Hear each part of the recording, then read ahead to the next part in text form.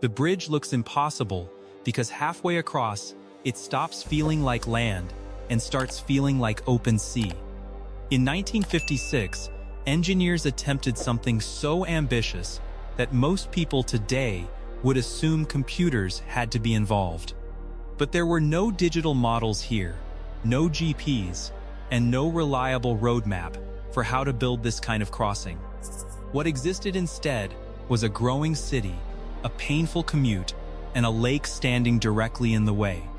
New Orleans was expanding fast, and the North Shore needed a direct link that could change daily life. The idea sounded simple on paper. Build a bridge straight across the lake and save hours every week. Then the surveys came back, and the lake bed looked like a construction nightmare instead of a foundation. Beneath the surface sat soft organic mud, unstable, compressible, and almost useless for supporting a giant bridge. Early tests proved how dangerous that was when piles failed to settle the way engineers expected. Every reading had to be logged by hand, because this entire project depended on mathematics, judgment, and nerve. Decision-makers knew the crossing mattered, but now they faced a harder question. Could it be built safely at all? The answer came from engineers willing to invent a new process instead of waiting for perfect conditions. Rather than pour everything in the lake, they turned the shoreline into a giant manufacturing system. Standardized components could be cast on land, cured properly, inspected closely, and shipped out with precision. That approach turned the bridge from a one-off gamble into a repeatable industrial operation over water. Then came the choreography: barges, cranes, crews, and timing, all moving like parts of one machine. Specialized marine equipment pushed into open water, where every movement became harder and every mistake cost more. Even placing a pile correctly was a battle, because alignment mattered before the first real load existed. Each hammer strike carried force, noise, and risk, but impact alone was not enough to guarantee success. The mud sometimes twisted the pile instead of receiving it, turning installation into a frustrating fight. When that happened, crews had to stop, rethink, and sometimes pull the pile out to start again. Real stability existed deeper below, where stronger clay finally offered the bearing resistance this bridge needed. So the job became brutally repetitive. Penetrate the weak layer, find the strong layer, and never lose alignment. Once foundations held, the next challenge became speed, because the schedule was still relentlessly aggressive. Massive beams had to be lifted over water and placed with accuracy that left almost no room for drift. A successful placement looked calm from a distance, but every inch of movement mattered structurally. After placement, joints had to be locked so the structure behaved like a durable system instead of loose parts. The lake soon turned into a floating factory, with work platforms carrying production farther from shore. For the crews, mid-lake life meant isolation, fatigue, and long stretches without the safety of normal land access. At night, floodlights took over, and the bridge kept growing while the lake disappeared into darkness. Span by span, the structure created its own new platform, extending the work front into open water. And still, one of the hardest parts was invisible. Both sides had to align perfectly in the end.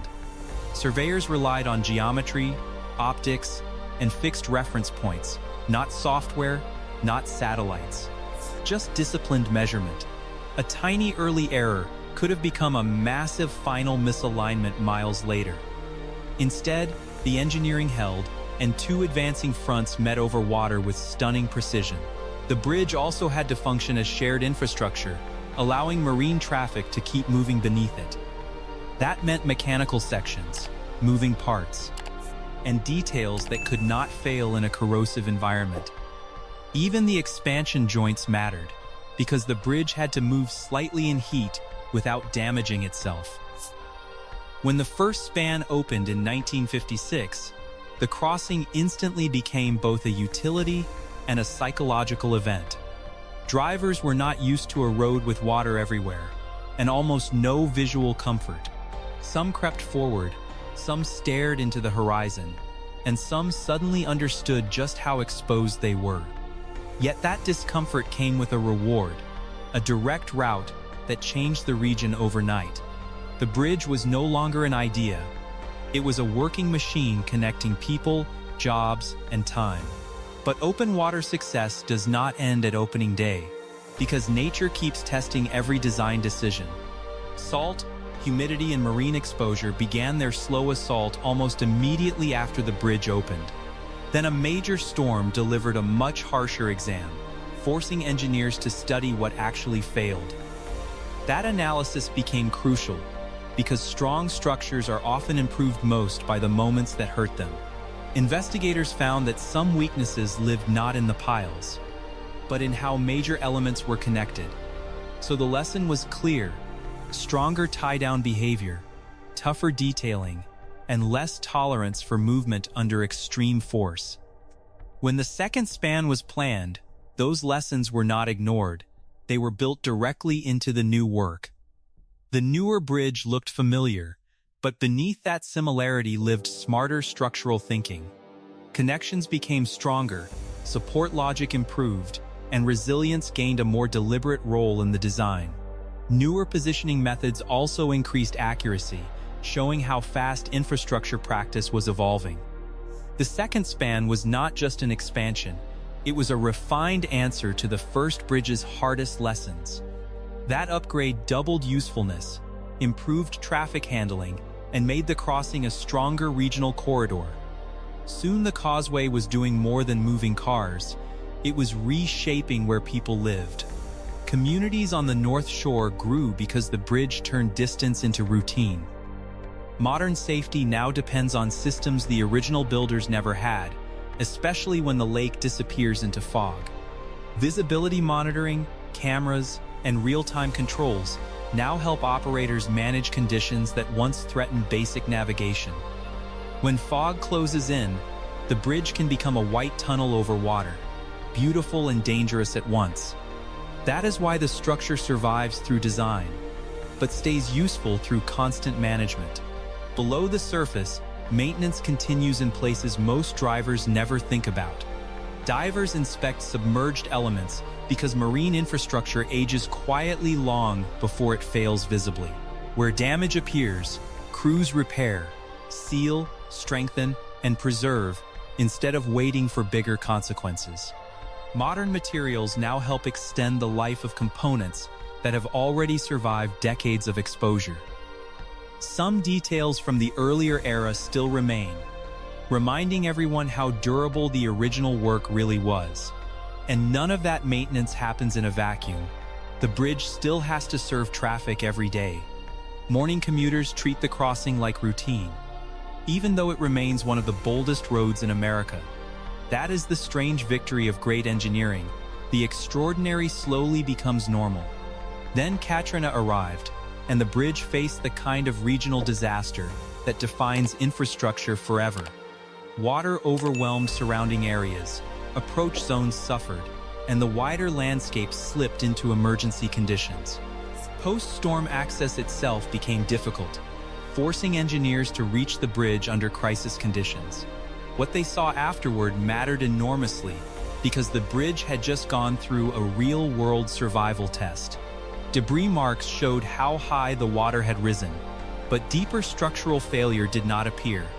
Critical elements stayed seated, the system held together, and the causeway remained far more resilient than many expected. That resilience quickly became practical, because recovery depends on routes, not just heroic stories. Emergency vehicles, supplies, and organized response all needed reliable access across a damaged region. In disasters, infrastructure stops being background and becomes the difference between delay and survival. From above, the causeway looked less like a road and more like a line of continuity through chaos. That is why the bridge's story is bigger than engineering pride. It is about civic endurance. What began as a transportation shortcut had become a validation of decades of design judgment. Today, Thousands still cross it, usually without thinking about the complexity hidden beneath the pavement. To them, it is just a bridge, just a commute, just another stretch of road. But at mid-lake, with no land in sight, the scale still reveals what this crossing really is.